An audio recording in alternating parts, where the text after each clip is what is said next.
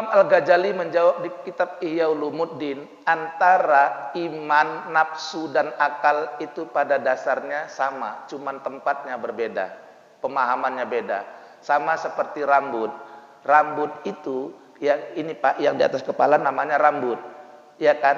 Turun ke sedikit namanya alis, turun sedikit lagi namanya kumis, turun sedikit lagi namanya jenggot. Barangnya sebenarnya namanya aslinya bulu. Betul Pak? Bulu yang tumbuh di atas kepala namanya bulu yang tumbuh di kening ini namanya bulu yang tumbuh di pelopak mata disebut bulu bulu yang tumbuh di ini, dan seterusnya. Semua itu namanya bulu, cuman tempat, ketika ditempatkan di tempat yang berbeda namanya jadi berbeda. Begitu juga sebenarnya hakikat antara akal dan rasa tadi. Ya Pak ya? Nah, jadi ya akal itu cuman berbeda tempatnya begini. Kalau kita dalam sholat merasa dengan mengingat beda. Kalau mengingat itu sesuatu yang kita ingat itu setelah jauh dari kita ingat Pak. Itu masih jauh Pak mengingat. Contoh kita sekarang berhadapan Pak. Bapak nggak perlu ngingat saya. Kapan Bapak ngingat saya? Nanti sampai di rumah Bapak ingat saya. Ustadz Jamal itu tadi waktu ceramah pakai peci putih, pakai kacamata abu-abu, di depannya ada meja kecil. Itu kapan Bapak ingat saya? Waktu di rumah. Setelah kita mengingat itu jauh Pak.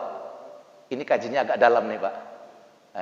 Ya, kajinya agak dalam. Tapi kalau merasa, kalau Bapak sudah berhadap-hadapan dengan saya, mau ngingat apa lagi? Nggak perlu diingat lagi.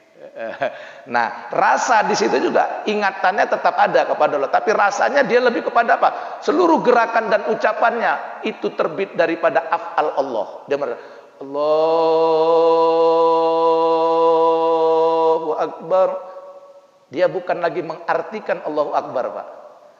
Nah, itu bedanya. Allahu Akbar. Dia merasa yang naikkan tangannya ini Allah. Yang mengucapkan Allahu Akbar itu Allah. Dia merasa ketika ruku Allahu Akbar, dia merasa yang merukukkannya itu Allah, sampai yang menyujudkannya itu Allah. Disitulah dia menghadirkan Allah, hudurul qalbi ma Allah. Jadi sholat bukan menyembah Allah di depan Pak. Itu yang Tuhannya di depan orang Cina Pak.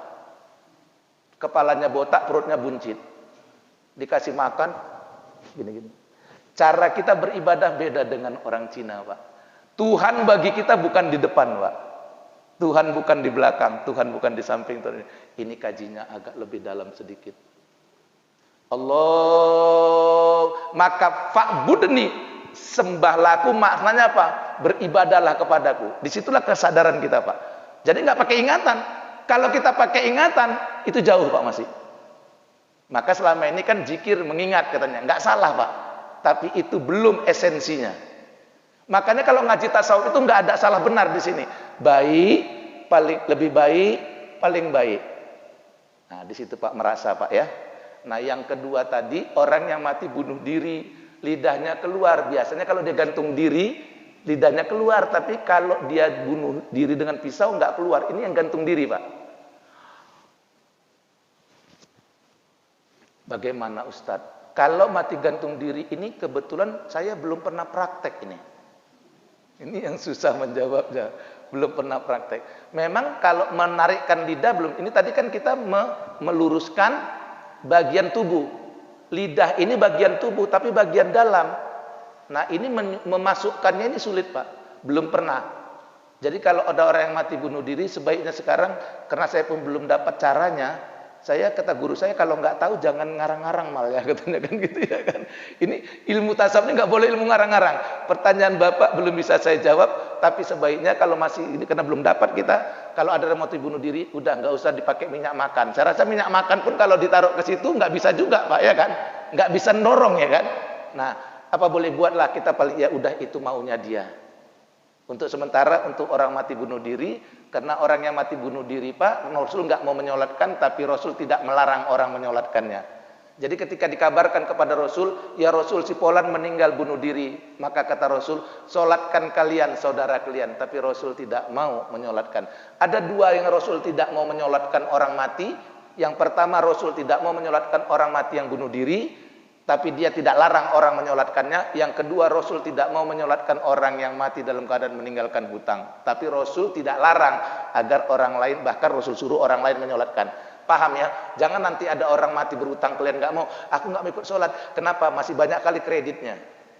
Jangan. Yang nggak mau itu Rasul, tapi Rasul suruh orang menyolatkan. Itu Pak ya. Jadi ada perbuatan yang tidak Rasul lakukan, tapi kita boleh lakukan.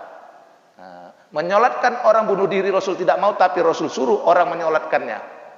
Orang berhutang Rasul tidak mau menyolatkannya, tapi Rasul suruh orang menyolatkannya.